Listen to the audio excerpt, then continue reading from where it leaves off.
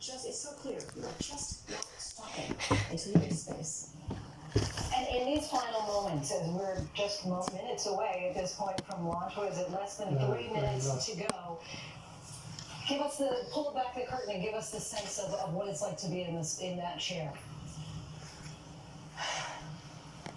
I think I don't know if they have time to put it together, but these folks, just from everything they've done pre-flight, and they've shared so much with everyone because they realize they're bringing everyone with them. This is a new era in spaceflight. We're watching people, from another place, another capability to get to the space station, to continue that mission out of the moon and Mars. And they know they carry those people with them, and yet I think that they are looking, they are business right there, and they're best friends, so I think there's no place better to be. Christina, briefly, because at 2150, through 2150, we're going to listen to the launch commander talk about it. This is definitely a go. Tell me about Doug and Bob, just real quickly. We know they're close friends and that they're family men. What else should we know about them? The important thing to know is that they are just wonderful people. They've both been mentors to me throughout my time here. I joined in 2013. They have been here for 13 years by then, so they had a lot to convey. And they always did that in a friendly way. Had the chance to fly with stuff, which was great. And Bob was actually lead of the astronaut corps when I joined, so they were both just instrumental. We're about less than a minute from hearing whether this launch is a go or a no-go. And Katie, talk to me about the process, because NASA and SpaceX obviously wanted 2 astronauts who were incredibly experienced. They got that with Doug and Bob, but they also wanted 2 astronauts who were going to represent sort of this first mission, if you will, into the new era of space. Well, I think that it comes down to skills in terms of test pilots, flight test engineer. These are the skills, not just to sit on a launch pad right now, but to actually develop this vehicle together with another entity that wasn't NASA. And we have the same kind of team, including our test pilot for that team is Nicole Mann, but same kind of team for Boeing as well. 1 minute, Okay, less than 1 minute. Okay. Dragon is in countdown. FTS is armed for launch.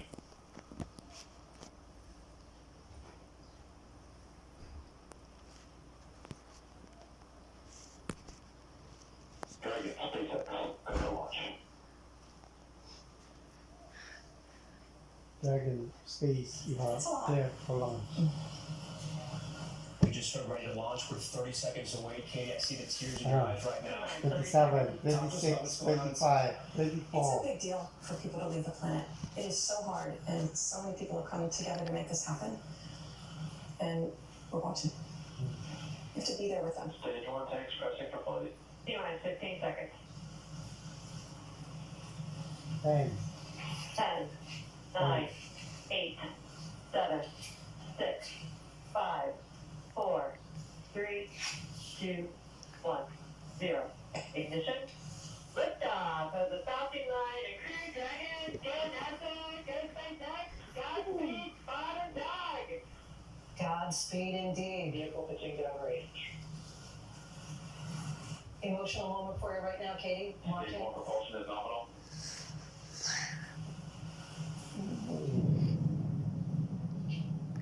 Are we going to see inside the cab? don't know, maybe.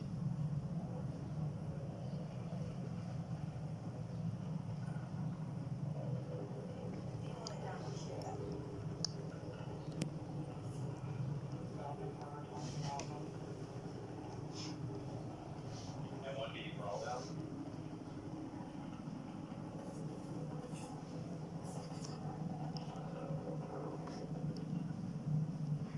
Will Katie and Christina, as we watch this, I'm thinking about what Bob Beckett told his family just before they left. Let's light that candle, because you see that big, beautiful rocket, clear blue skies, and just headed straight on its mission. And 1B throttle I thought, how many space agencies are there? Needs to be reminded of that. Huh? No few. Down on the ground, they We can don't actually have any feel, space physically feel that crackling in the ear. Only what? Only big countries. Our GeoBeans is at the Kennedy Right. Space Center right now. Indonesia. Behind him is where the rocket just took off from. And Geo, what are your thoughts? I mean, you were right there. You could feel it. You could hear it. Walk us through. Start that back engine chill. Well, I just have to tell you, I'm emotional right now because this is such a moment. And and to feel what Katie was talking about, feeling that moment, feeling that go up into the air, and you can still sort of feel it. Extraordinary human achievement right here. And sorry for getting emotional, but it's my first launch, so there's that. And Christina, Wow. not at all your first launch. What are your thoughts as you're watching this historic moment? I just couldn't be more thrilled. I'm thinking about how Bob and Doug feel in there and how excited they are. You know, every moment of the day was mostly the same as what they had experienced in their training sims until that takes off and you know you're going up. And at this point, they've been going up for so long, they know they're not stopping till they're in space. And that is just an incredible feeling. It's a new era where space travel isn't just limited to sovereign countries and governments. It's something that's going to be accessible for all, and it's going to be an innovative thing where we just open it up, and I can't wait to see where we go with it. Confirmed. There's first stage step. And recognition. Katie, talk to us about what we're just watching right here. We know this is a sort of a critical moment. So it's the first stage dropping away, we call it the main engine cutoff. And explain to us exactly what's So happening. basically the first stage, the first giant piece, we've used all that gas and now we're kicking it off. It's actually going to fly itself back down to the recovery ship. It goes up for another long time and then comes back down, but we'll see all that within the next few minutes. And that was a major part of SpaceX's program, the reusable rockets, to make this, I don't want to say affordable, but to make it cost effective. Exactly, to be able to reuse them again and actually what we learn and making sure they understand how to make them fly back has been immense. And Elon Musk had referred to that as part of the holy grail of spaceflight, essentially saying, why would you throw away a 747 every time that you used it? Give us a sense of what happens now. It'll not be until tomorrow. Is that in the morning or the afternoon when it's expected to dock with the International Space Station? So this is the Dragon itself is still powering up into space. So it's still on the second stage engine right now. Nominal trajectory I'm hearing. And so And what does that mean, what we're hearing right now? they're saying when the next abort site is. Like, so all the way up from North Carolina, basically Nova Scotia, over to Ireland, there are abort points. There are designated points that if something goes wrong, that will be the place. And there are Where the Dragon capsule can come off. exactly. Propulsion is still not. And that particular abort that's available here actually made this less risky than the initial NASA space shuttle flights. I don't know about the numbers, but it's really it's extremely valuable to have this kind of abort capability, not interrupted by, oh, if it happens at this time, we couldn't quite abort. They have abort capability. Is it They have done? 50 different abort sites all the way from the Cape, and from the time before they fuel. From that time, that capsule could be pulled off of the rocket and land in the water. And now it's just a question of if that should happen, where. Christina, talk to me about what Bob and Doug are doing right now inside the capsule. We can see them there on the left hand of the screen. What are they reviewing and what are they doing at this moment? You know, at this moment, it's really just all about the rocket. So they are probably reviewing some of the pressures and different signals that they're getting in telemetry from the rocket itself. Like Katie said, they are on the second stage, so they're going to continue to be propelled into space up until 8 or so minutes into the total flight. So they're monitoring, but monitoring isn't as simple as just looking at a couple gauges. You know, everything is vibrating. They're having a lot of G-forces on them. So even just monitoring the systems and listening to the communications is a big job as test pilots that they're doing.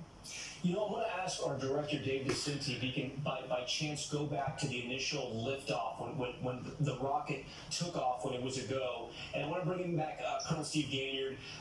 Steve, your Is friend is G Doug Hurley. force He's in that gravity capsule right now. force? He is headed for the cosmos. I understand when you saw the rocket take off, it was a pretty emotional moment for you as well. Wait a minute.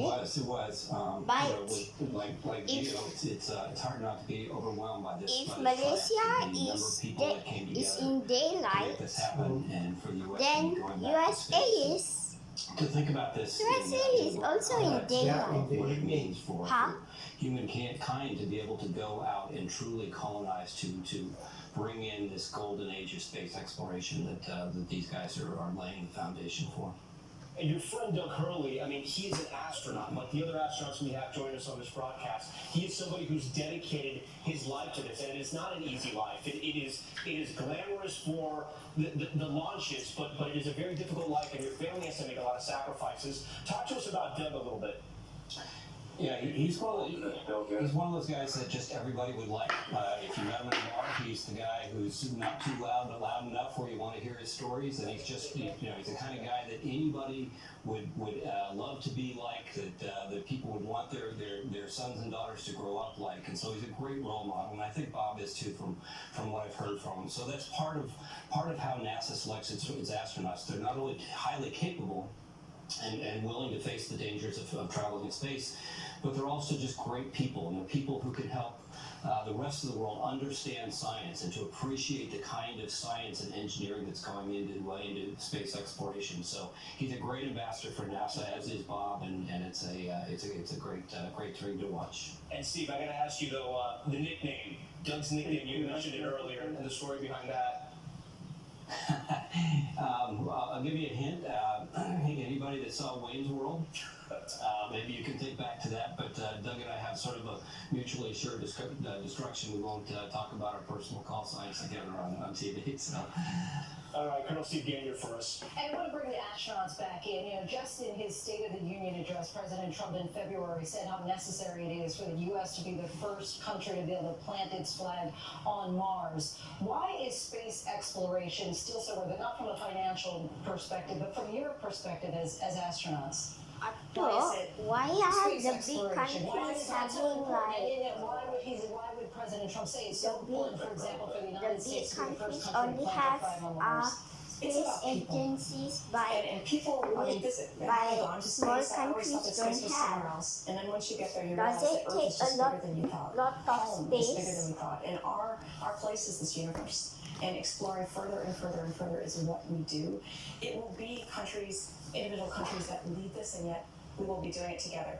And Christina, I wanted to bring you back in as well. It seemed like you wanted to answer that question. Also, you can do that. Also, I'm curious, just to give us a sense for most of us who have never been on the International Space Station, what they're about to be greeted by. Well, it's an amazing feeling when you come through that hatch, because the first thing you see is the face of someone that you trust, a crew member who you know has got your back. And finally, after being, in a small capsule of blackness of space on your way there for many, many hours, and in their case, almost 20 hours, they know they're home, and they know that they're going to be well taken care of. And, you start right away learning how to live this new life in microgravity on board a space station, carrying out your tasks and duties. And so it'll be interesting to see them make that shift from kind of test pilots to being in it for the long haul. And I know they're going to do an awesome job. Katie, you wanted just to make a point here, too. I was just hearing some awesome words, nominal orbital insertion. What does that mean? It means that they've gotten to space and they're in orbit. All right, so that is a major moment here. They have entered space. If you've been watching the broadcast on the right hand of the screen, we are getting feeds in from SpaceX and from NASA. What we just saw right there, I don't know if the moment just happened, but it looks like the rocket booster just re-landed, right? That was the booster. That was the booster. That's incredible. It just launched into space and it just came down, and that was also a successful landing onto the ship, because just before that it wasn't there. And I'm going to correct here that I think they were calling that they're looking at a nominal orbital insertion. Because in 1 minute, less than 1 minute from now, we're talking about separation. Explain to us what that process is. So that means that we're actually going to be done using the second stage, and Dragon will actually separate. We have a very, it's a nice model, but I'm saying this is basic. It's not a Skywalker Ranch right here. But you have the Falcon rocket here, and you have the Dragon capsule, and this essentially comes off, and it takes off from there. Exactly. And Doug and Bob aren't here, and they're going from here straight to the space station. That's correct. And this is not that large, right? The capsule itself is not that large. It's larger than what you think of for, Apollo, Gemini, but it's a small place, but it can seat 4. They've got 2 people in it. And the bottom part of that is actually going to stick with it, but they're actually living in the top sort of more triangular part there. And it's a throwback to the older missions, right? The bringing back of the capsule, if you will. Physics doesn't change. Right. Curious to get both of your perspectives. Christina, if you'll jump in here too. What do you love most about being in space? What do you love most about this moment that they're feeling right now and beyond? Well, the thing I love most personally throughout my mission was being able to contribute and give back. It's something I've held in such high regard my entire life, so to be able to actually work on it day in and day out was just such a privilege. The moment that they're in right now is unforgettable. They're floating out of their seats a little bit for the first time. They're in microgravity. Of course, they've experienced that before, but for me, it was my first time. And I looked over at my crewmate, Nick Hague, who was also a rookie at it, and we smiled at each other and we knew we had gotten there. It's also maybe their first time to take a peek out the window, if they have access to that, to see Earth, which is another just phenomenal moment. But probably for a little while, they're going to be monitoring those systems. This is a big checkout period where they're making sure comm, navigation, and all that is working as expected. So despite that, they're pretty happy. Okay, let's listen in.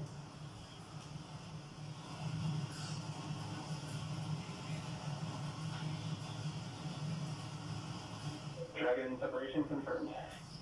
Separation confirmed. Big smiles from both of you here. Alpha 1 is number 8. This is an incredible moment right here. SpaceX, 2 astronauts, a private company, along with NASA. I know we are still very far from mission accomplished, but so far, where we are right now in this part of the mission, incredible. This is the safest place. If you're not down here on Earth, this is the safest place to be. Dragon, Chief Engineer on Dragon to ground. Bob Doug, on behalf of the entire launch team, thanks for flying the Falcon 9 today. We hope you enjoyed the ride and wish you a great mission. And we won't be able to hear from you. Congratulations to you and the F9 team for the first human ride for Falcon 9, and it was incredible. Appreciate all the hard work